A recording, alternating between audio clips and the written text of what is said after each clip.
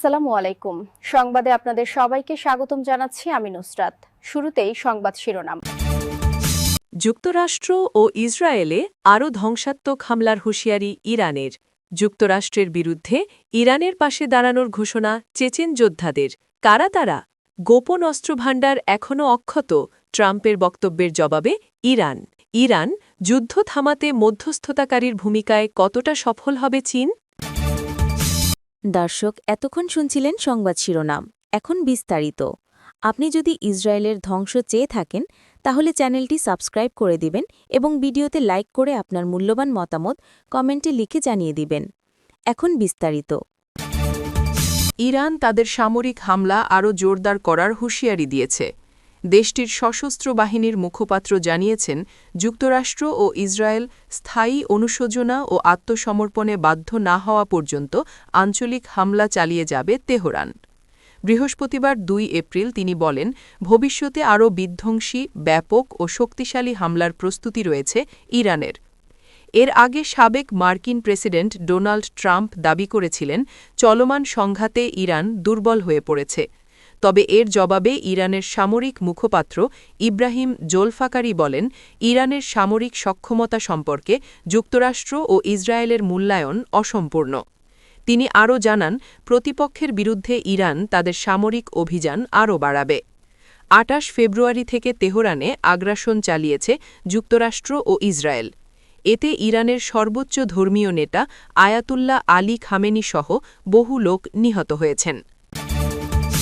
ইরানের ওপর সম্ভাব্য মার্কিন স্থল অভিযানের আশঙ্কার মধ্যেই এক চাঞ্চল্যকর ঘোষণা সামনে এসেছে।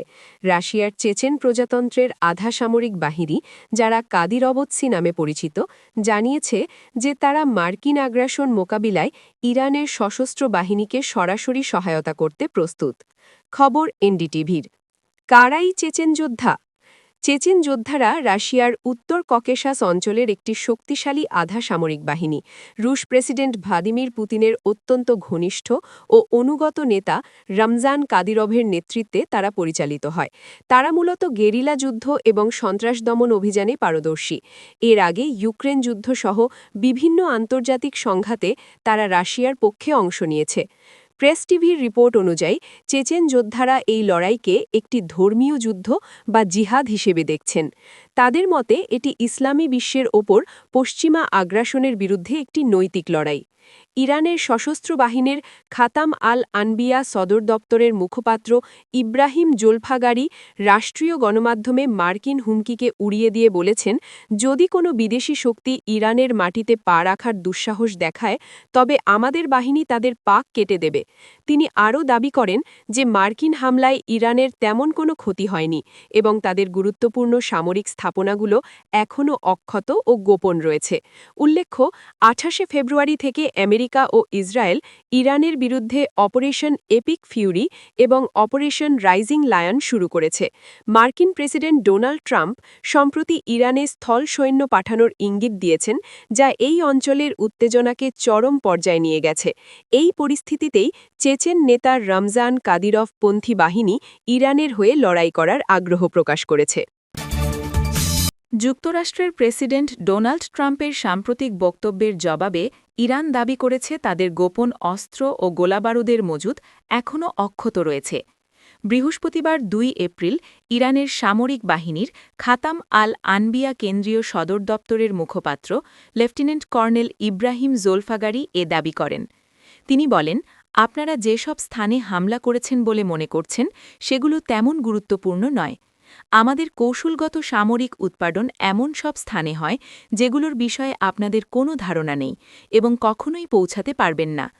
ইরান, যুক্তরাষ্ট্র ও ইসরায়েলের মধ্যে চলমান কয়েক সপ্তাহের যুদ্ধে ইতোমধ্যে হাজার হাজার লক্ষ্যবস্তুতে হামলা চালানো হয়েছে। এসব হামলায় সামরিক ঘাঁটি, ক্ষেপণাস্ত্র উৎক্ষেপণ কেন্দ্রসহ বিভিন্ন স্থাপনা লক্ষ্যবস্তু করা হয়েছে। যদিও সাম্প্রতিক সময়ে ইরানের ক্ষেপণাস্ত্র হামলার মাত্রা কিছুটা কমেছে, তবুও তেহরান এখনও পাল্টা আঘাত হানার সক্ষমতা ধরে রেখেছে। এদিকে মঙ্গলবার হোয়াইট হাউসে দেওয়া জাতির উদ্দেশ্যে এক ভাষণে ট্রাম্প দাবি করেন, যুক্তরাষ্ট্র ও ইসরায়েলের সঙ্গে চলমান যুদ্ধে গত ৪ সপ্তাহে ইরান বড় ধরনের ক্ষতির মুখে পড়েছে। এছাড়া ইরানের ক্ষেপণাস্ত্র ও ড্রোন হামলার সক্ষমতাও উল্লেখযোগ্যভাবে কমে গেছে বলে দাবি করেন তিনি।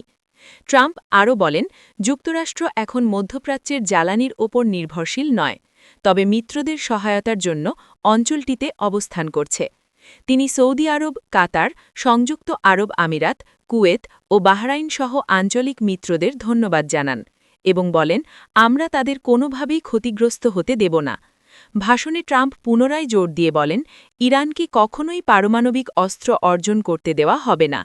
তিনি দাবি করেন, ইরান দীর্ঘদিন ধরে আমেরিকার মৃত্যু ও ইসরায়েলের মৃত্যু স্লোগান দিয়ে আসছে এবং বিভিন্ন হামলার পেছনে তাদের ভূমিকা রয়েছে।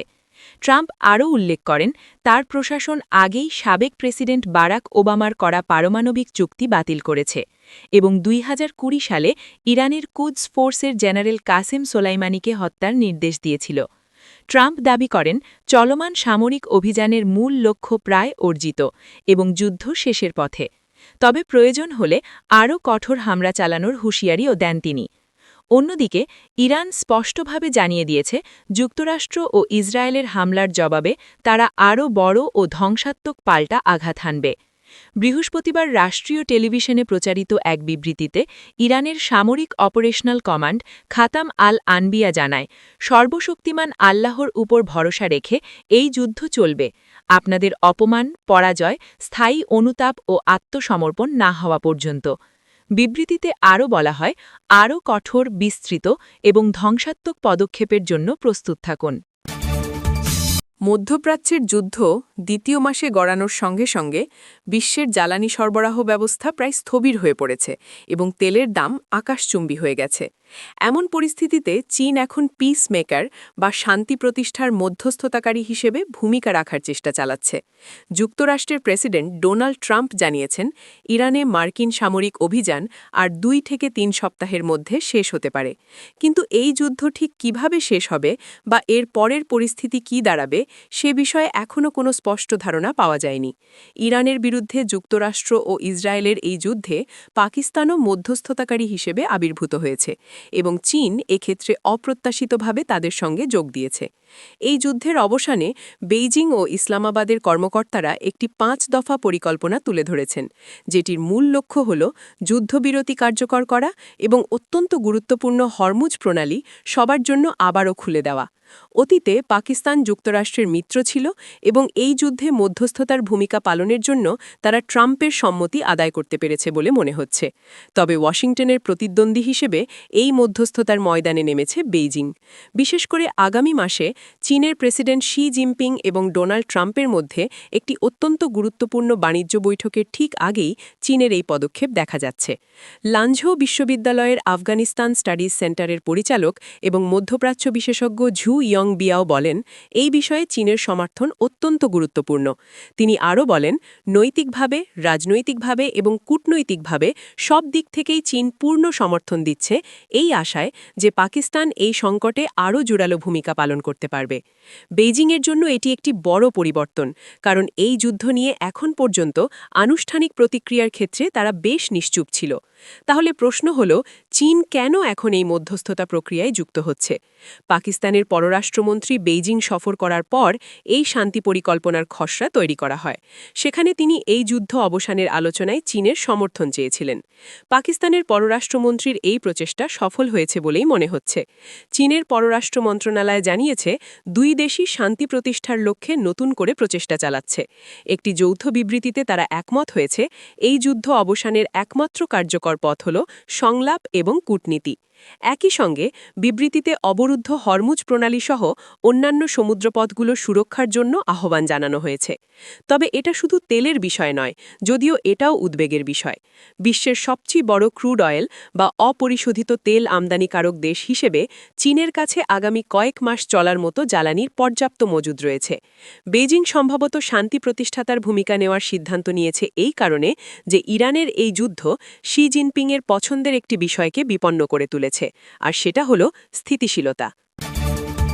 আপনি যদি আমাদের চ্যানেলে নতুন হয়ে থাকেন তাহলে চ্যানেলটি সাবস্ক্রাইব করে দিন।